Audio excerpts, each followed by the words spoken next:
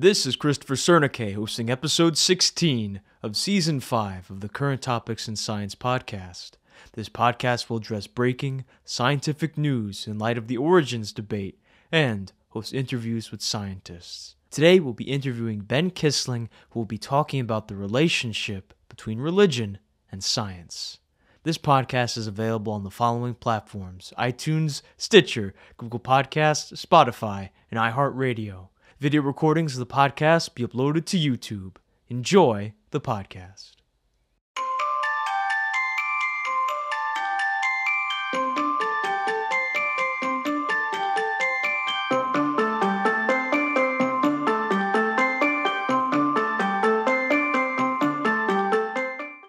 Today on Current Topics in Science, we have the honor of hosting Ben Kissling.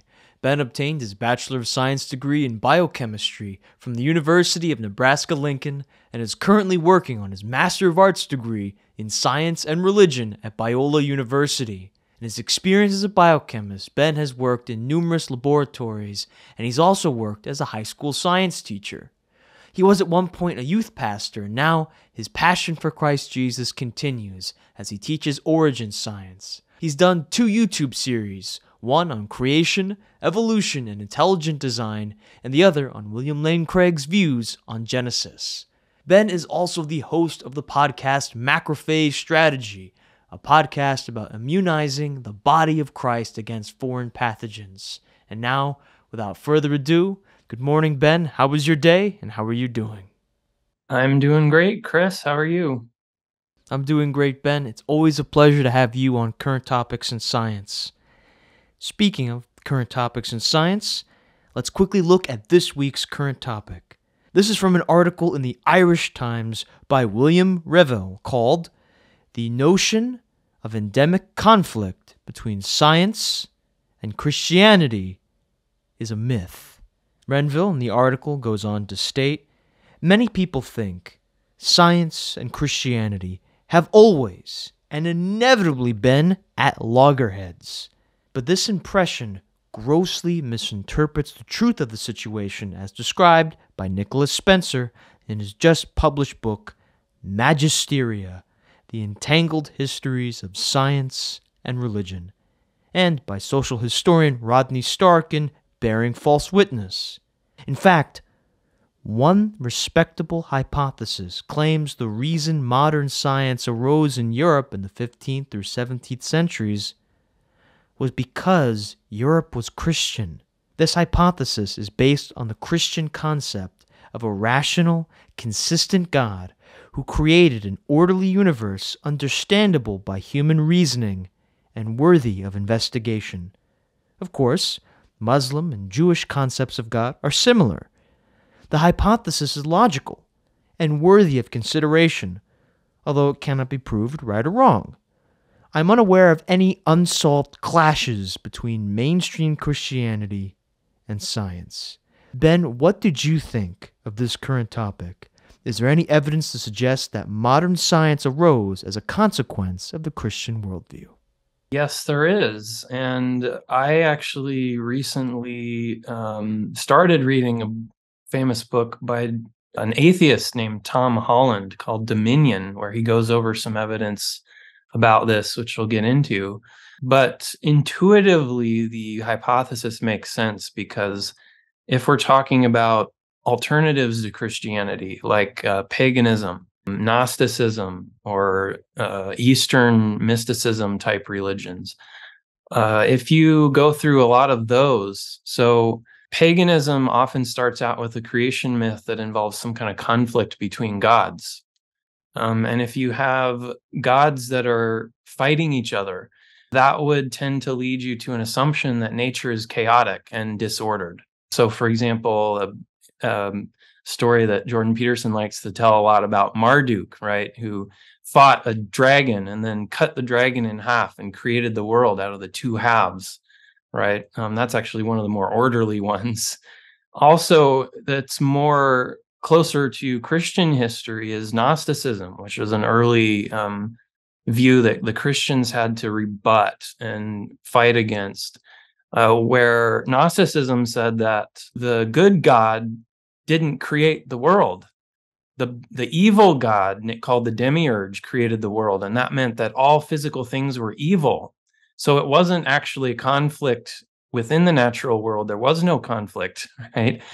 All of physical reality was evil, and therefore the flesh had to be rejected in order to be righteous.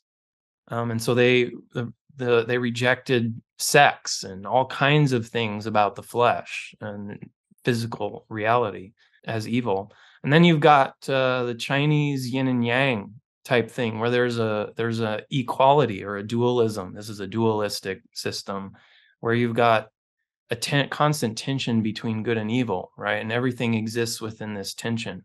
And this brings me to the evidence that you asked for from Tom Holland's book, where he came up with this long history of astronomy in the Chinese Empire during the time of the Copernican Revolution in the 1600s, especially.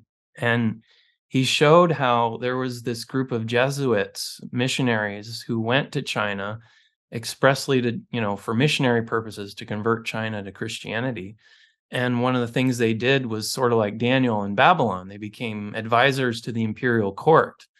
And there was an eclipse that the Chinese astronomers were off by a whole day as to predicting when this eclipse would occur. And astronomy was important to the Chinese because the emperor is considered to be a mediator between heaven and earth. So Chinese rulers, they claim what's called the mandate of heaven, right? And a Chinese revolution, it's never a popular one. It's always the ruler has lost the mandate of heaven, right? So it was important that the Chinese emperor correctly understand the movements of the stars and the planets. And so the Jesuits had an in there because they had this new Copernican astronomy, right, that was more accurate. And Holland relates the debates between the Jesuit Christian astronomers and the Chinese astronomers.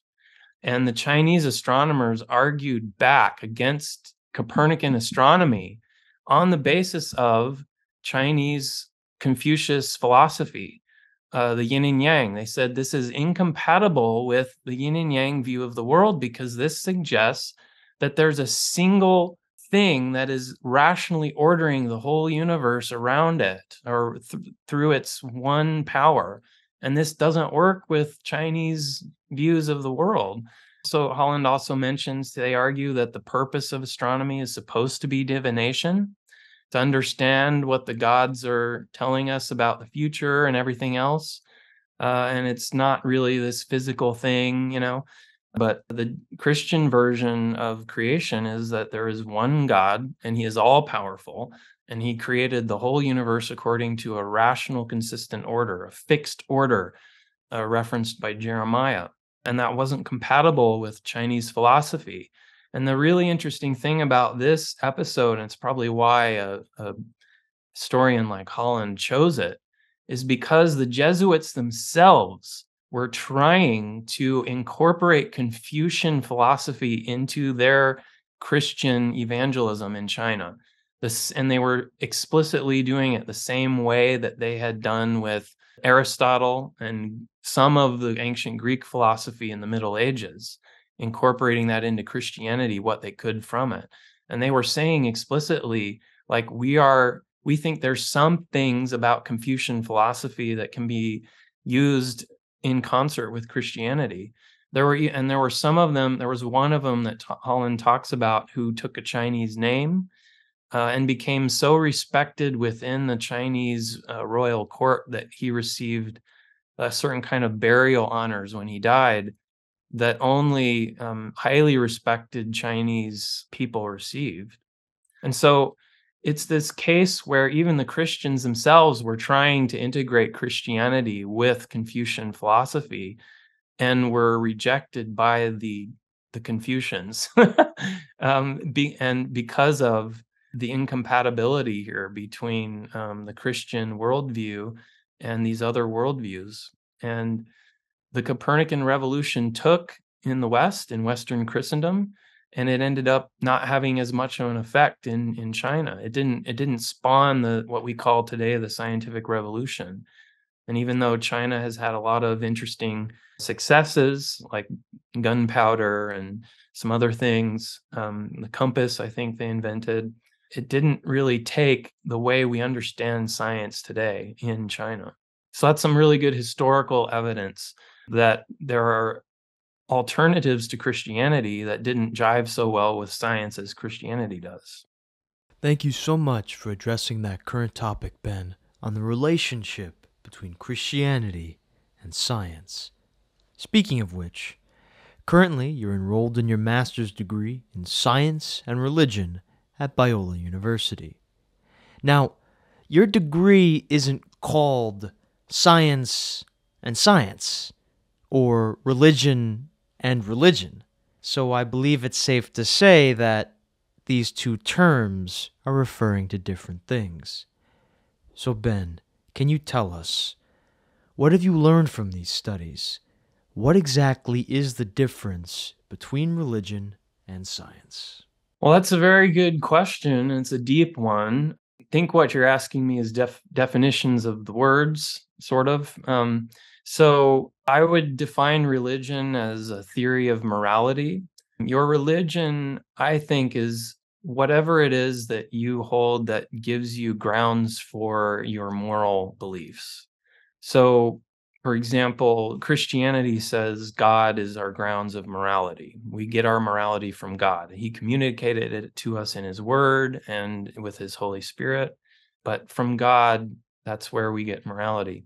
Other religions, I think, in our culture are secular humanism, which gives us the grounds of morality of our own selves, our own feelings, usually. If you go deep enough, you get to it's our feelings of empathy we have when we experience or see other human beings suffering. This is contrasted with something like scientific materialism, which says that God doesn't exist. Our feelings are just molecules in motion. And so we ground morality in how evolution has structured relations throughout its evolutionary history to achieve the highest survival value.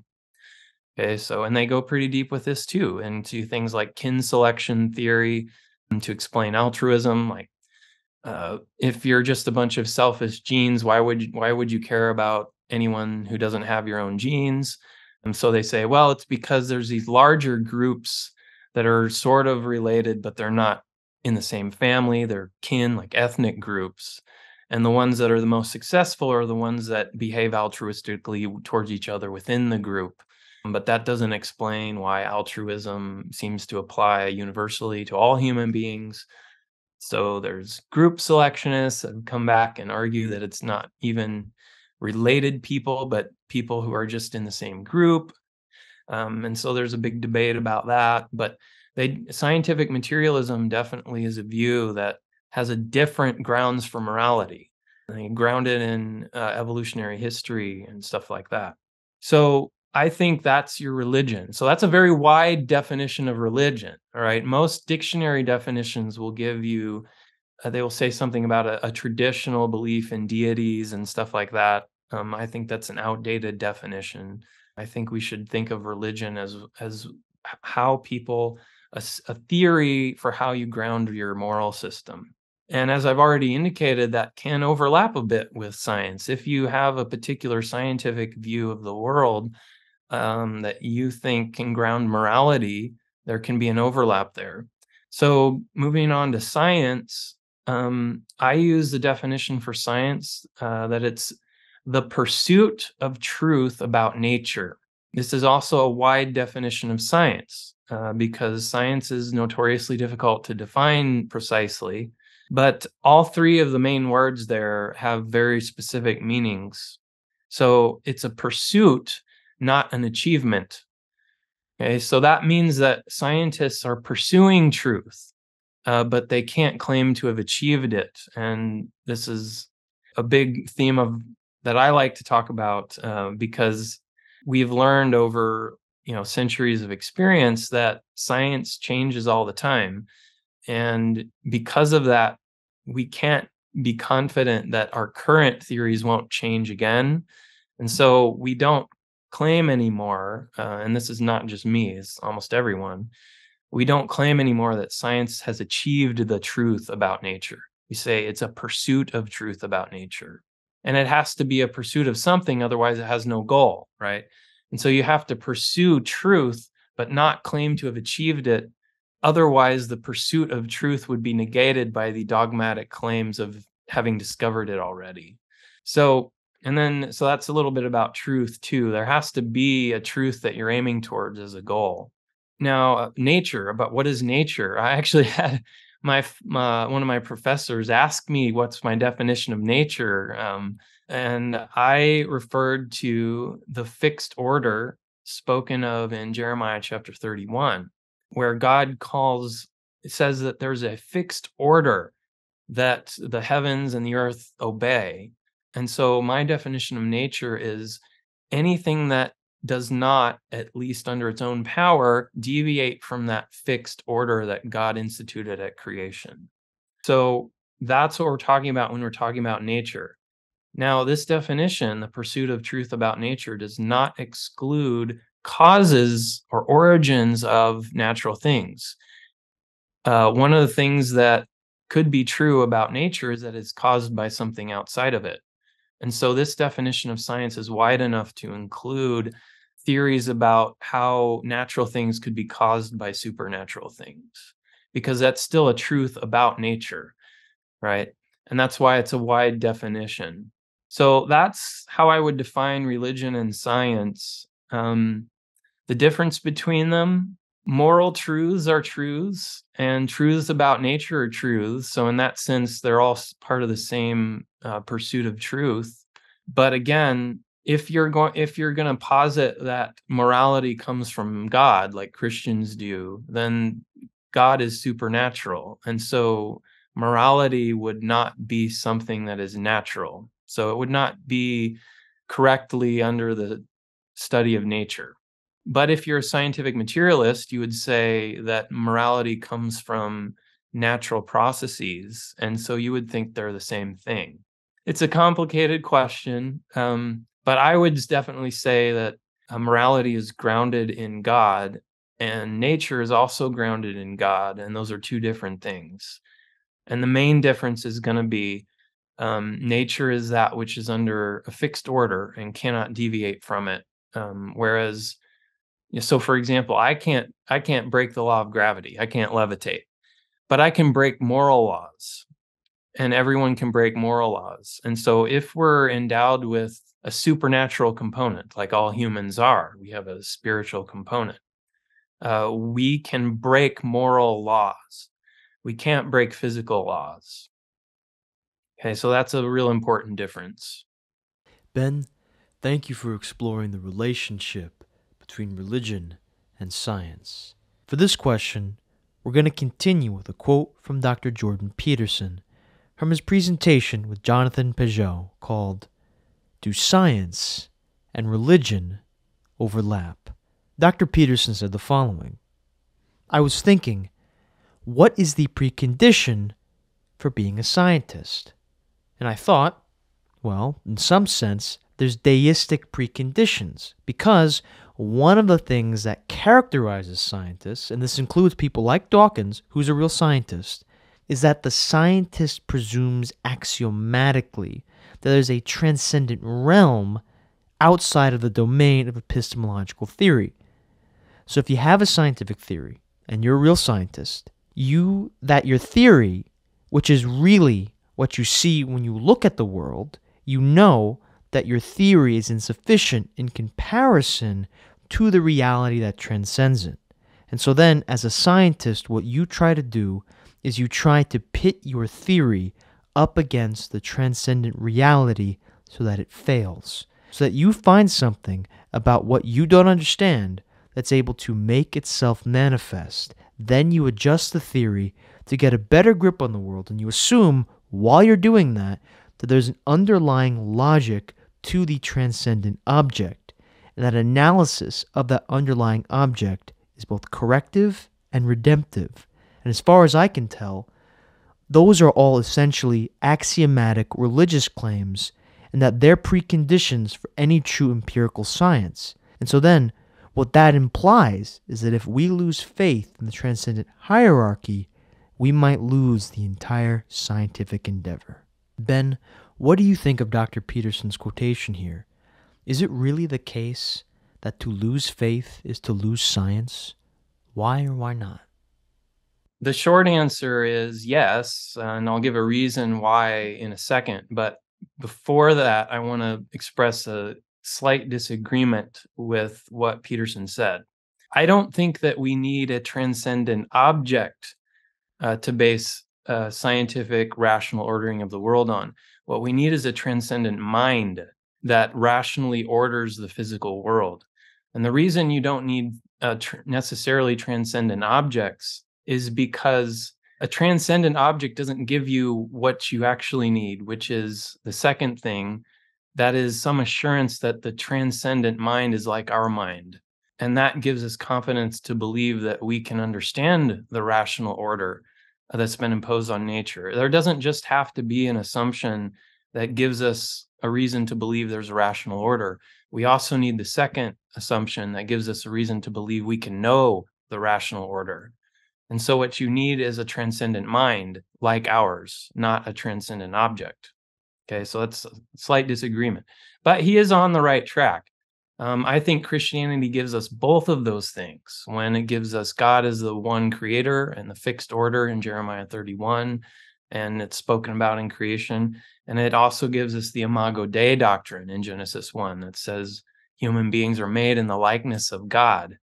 And that's always been interpreted as a mental likeness, that we have minds that are like God's mind, and that allows us to believe we can understand the way that God has created the world. And so there's some good evidence that atheism is trending towards a rejection of logic and rational order imposed on the world, because atheism has dominated science for so long, or at least atheistic assumptions have dominated it. There was a really interesting debate some years ago between a physicist named Lawrence Krauss, who's an atheist, and William Lane Craig. I think this was one that took place in Australia, if I remember right. And Craig was making a bunch of logical arguments for the existence of God, and Krauss basically responded by saying, well, we know that logic isn't valid because quantum mechanics is not logical. Okay, and if you caught that, what he's basically saying is that we have ceased as physicists to try and impose, or at least as atheist physicists, to impose logic on the world because we think the material world is the ultimate reality, meaning that objects or the materials are the ultimate reality. And if material is the or objects, or at least scientific laws, are the ultimate reality, then whatever those are, we have no guarantee that our minds are structured in a way that can intuitively understand it or logically understand it. And therefore, if we think logic is valid and it doesn't match up with what we're seeing from nature, nature has to be the correct and our logic has to be wrong. Okay, and so he would say that, you know, we have to adjust logic to what we think nature is telling us. Whereas a Christian scientist would say, no, that if we think that it's not logical, it's probably because we're missing something and we need to figure out what that is and reimpose logic and order on the world. And so when I first saw that, I was like, the atheists have abdicated. They've given up on science, right? Which is what Peterson is saying here. He's saying that, you know, if we give up this faith in the transcendent, what I would say is it needs to be a transcendent mind, we give up the whole process of science. Because why would we believe that we are able to understand the rational order, or even that there is one? Ben, thank you for sharing your thoughts on that quote. There's another quote from the National Catholic Register that I'd like to share with you. It's from an article called "Scientism Has a Problem. It Can't Be Verified Scientifically." And the quote reads as follows: "But the scientific method cannot verify that the scientific method works, and it's self-refuting for science to make a claim that it cannot be used to support. that science is the only way to know what is true. Science cannot test this statement any more than a hand can hold itself. Ben, epistemologically speaking, how does one know that naturalism and materialism are or are not true? Well, I think one way we can know that is we can look at how reason works. Reason is a process where you go from premises to conclusions. And if your reasoning is correct, it's said to be a valid, rational argument, right? It's a valid argument if your reasoning process is correct. And so if your reasoning is valid and the premises are true, then the conclusions are true. The problem there is, how do you know the premises are true? And so you can give further reasons, but it can't be reasons all the way down, right? At some point, you're going to have to stop. And like in that video from Peterson, he asked this questions like over and over again. Well, why is this the case? Well, why is this the case? And you give an explanation. And then you ask why that is the case. You give another explanation. Why is that the case, right? It can't be reasons all the way down. So at some point, you have to take basic premises from which everything comes that cannot themselves have reasons for them. And that is really interesting, because how do you decide what those premises are, or what their truth value is, if you can't have any reasons for them, right? And so I think that this means that at the bottom of everything, including the way God created the world, and the way we decide what we believe about the truth, and even the truths that we base our lives on, the truths that God based the world on, all of those are choices, I think, where we choose to assume certain things about the world, and where God chose to make certain things the way they are and not some other way. And what that means is that even on the process of just basic reason itself, whether it's scientific reasoning or any kind of reasoning, at the bottom of it, you're always going to find faith. You're always going to find belief in something, some assumption that is basic, that you have to assume that it is true before you can even reason anything. And that's faith. That's what faith is. It's a choice. And I think that is the way that you can synthesize faith and reason, is that reason requires faith. You have to have faith in your assumptions. If you're going to believe that your conclusions are true, you have to believe that your premises are true. And your basic premises can't have reasons for them. Otherwise, it's an infinite regress. And so this is why, and going back to your question, it's how does one know that naturalism or materialism is true or not true? If those basic reasons or basic premises have to be a choice, then they have to be a choice that is not under the fixed order of the natural world, which means they have to be from outside the fixed order of the natural world. And that is evidence for the supernatural. And this is an argument that I gave to some atheists on a podcast several months ago in the context of computer science, because it turns out that information gives us a reason to believe that as well, because information is defined as the exclusion of a large number of possibilities. It's our measure of uncertainty. The simple fact that we can define a code such that it has a certain amount of information in it according to the code that is greater than the amount of information that could be in all the particles of the universe suggests that this immaterial kind of information actually exists, right? That information is fundamentally immaterial because it's independent of its physical medium. And you can get amounts of information based on codes that we make up just with our minds, just with the power of our minds. We can make a code like the English language or something like that, that has more information in a certain length of text or certain length of programming code, that is just way more information than could ever be in the entire physical universe. And that's a big part of the modern design argument. because we say the genetic code is a code like that, and that protein sequences have that amount of information in it that is so much more in a single cell. You have so much more information in there than could be contained in the entire physical universe, that this is evidence of something from outside the physical universe. It just doesn't have the capacity to make all of the choices that would be required to produce that much information. And so there must be something beyond the physical universe that is making those choices. And so, Ben, in our last question, we took a look at whether a person could determine whether or not materialism and naturalism were true. Another corollary with those is scientism. Merriam-Webster defines scientism as an exaggerated trust in the efficiency of the methods of natural science applied to all areas of investigation, as in philosophy, the social sciences, and the humanities. Speaking of trust, Ben, are there any arguments for scientism that you find compelling or meriting in any way? If so, why? And if not, why not? The short answer is no, I don't. The longer answer, I would quibble with that definition. In philosophy, there are two types of scientism that are defined. There's weak scientism and strong scientism. Weak scientism is the claim that science is the best way to attain knowledge. Strong scientism is the claim that science is the only way to attain knowledge. So it's like best versus only.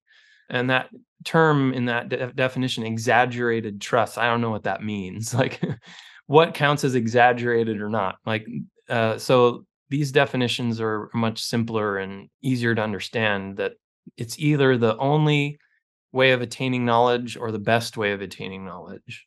And scientism is not a position that is defended very much by modern people, even atheists, because there aren't that many compelling arguments for it. But I do think that it retains a massive degree of cultural acceptance, even among people who affirmatively deny scientism, oftentimes make or exist with certain assumptions that are dependent on it. So it's really more of a cultural phenomenon than a philosophical argument. My argument against scientism is mainly questioning the premises of it. So, in order to say that science is either the best or the only way to attain knowledge, you would have to define what science is apart from those other disciplines, like philosophy and the humanities and all that. You would have to say there's some way we can differentiate between what science is and what all these other ways of attaining knowledge are. And that runs afoul of what's called the demarcation problem, which is a long-standing problem in philosophy of science, which has tried for a century at least to rigorously try and figure out how do we tell what is science and what is not science. And there is no answer to that question that has achieved any kind of consensus at all. And the problem is every way of defining the difference between science and non-science that has been tried has died the death of 1,000 counterexamples, where you try to say, well, here's a criterion that is both necessary and sufficient for science, for something to be science. And then someone says, well, wait a minute, what about this thing over here? What about string theory? What about, this part of evolutionary theory? What about this thing from thermodynamics, from physics? We're positing entities that we can't observe, and every single time it's been that way, where there's all these examples of things that everybody agrees is science, but doesn't fit the criterion. And so they bring in another criterion and the same thing happens. And so this is called the demarcation problem. And so my objection to scientism would be just to say that before you're going to claim that science is the best or the only way of attaining knowledge, you have to demonstrate that there's some kind of real defining line between science and non-science. Because if we can use philosophical assumptions to do science, or if we can use data from history to do science, or data from other humanities or other disciplines, and there's no way to say you can't do that or that's out of bounds, how do you sit there and say, well, science only is true? It's just this other stuff we're using to do science doesn't count, Uh, it starts to lose, that claim starts to lose meaning, at least to me. So, Thank you for sharing your thoughts on that, Ben. Before we get to the final question, I wanted to bring another quote to your attention. Charles Coulson, and I believe that's how you pronounce his name, the first Oxford professor of theoretical chemistry, said, "When we come to the scientifically unknown, our correct policy is not to rejoice because we found God. It is to become better scientists." In other words, God and his miracles are simply terms that we ascribe to the universe and its laws when we do not understand them. Ben, is it the case that the miraculous is anti-science? And if not, why not? well, it's not anti-science because miracles come from the same source that scientific laws come from. So we would not say that it's anti-law if the Supreme Court gave a decision on a specific case that violated some precedent, because the Supreme Court has the authority to do that and to set its own precedent. In the case of God, God is the one who's instituted the scientific laws and the fixed order under which nature operates normally. It's not anti-science to say that he's allowed to sometimes do things differently if he wants to. He has the authority and power to do that. I wanted to mention another approach to this that was mentioned by C.S. Lewis, but I've recently been doing a lot of reading of ancient Christian authors who made the same argument. Probably Lewis got it from them. And they argued that, actually, I read a book on the Christian views of miracles recently. And Lewis and other ancient Christians argued that Jesus's miracles were not against the natural order. If you look at Jesus's miracles, like turning water into wine, well, water does turn into wine. It's just Jesus did it faster. The feeding of the 5,000, where he turned 5 loaves of bread into many loaves of bread. Well, that's exactly what nature does. It just takes a while. You have to plant the seeds and grow them, and then replant them and grow them again, and you can make one seed into many seeds, and one a little bit of grain into a lot of grain. Same thing with fish. His healing miracles, again, healing is something that is natural. It occurs naturally, and Jesus was just, by healing people, helping the process that is supposed to happen anyway. You're supposed to heal from injuries. You're supposed to heal from diseases. And we have mechanisms to do that already. Jesus was just overcoming barriers to those mechanisms or speeding them up, right? But clearly in the Bible, we have examples of miracles that are not like that. And so you do have to explain those other kinds of miracles too, which I think is just, look, the objection to this is to claim that God is opposing his own purposes or something, right? That would be the logical objection, where he makes a fixed order of nature that is supposed to exist, permanently or fixedly, right? And then he does something that's against it. And that's like contradicting yourself. Well, I think that God has the authority to say what he's allowed to do in any situation. And if he thinks that in some situation that it's the best thing to do is to violate the fixed order, then I don't see that that's a problem. It's his fixed order. It exists on his authority. And he has the authority to go against it in certain situations if he needs to, if he feels he wants to.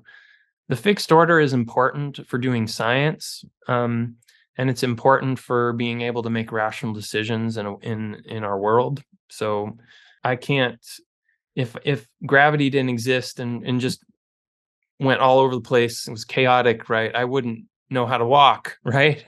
I wouldn't be able to walk outside my door because I couldn't trust gravity to remain the same way, And so that's why the fixed order is important. But, it exists on God's authority and God sustains it. The Bible tells us that in Colossians chapter 1. It says that Christ was the creator, and through him and all things are sustained. And that, to me, I interpret that as meaning that Jesus is the one who sustains the fixed order of the world, the natural world. And so through God's power, he's constantly sustaining these laws and this fixed order. But if it's through his power, right? If he wants to, he can say, like, in this little place here, this has some meaning for these people that I love and want to communicate something to. Like Gideon, for example, with the test of the fleece that is wet or dry, and he wants to know if I'm really talking to him. And so he's suggested this test, and I'm like, okay, I'll go with the test then to prove that I am God. And in that way, it's a positive argument for God's existence, because only somebody who has the power to violate the fixed order could be God, right? And that's the argument from miracles. So to claim that miracles are against God's own purposes is to misunderstand, I think, God's purposes. The fixed order of the natural world is a means to an end.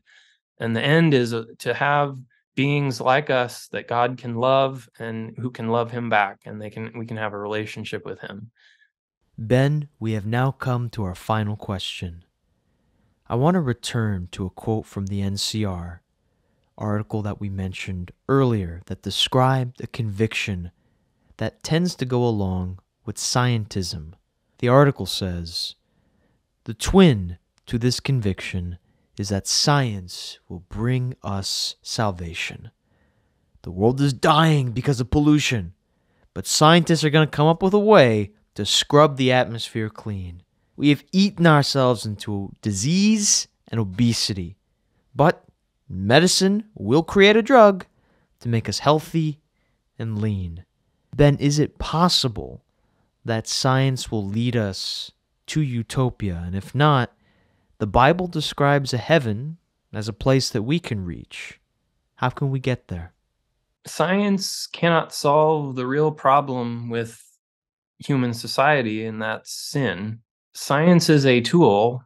It's like a hammer. You can use it to build a house for a homeless person, or you can use it to bash someone's brains in. You can use it for good or for evil.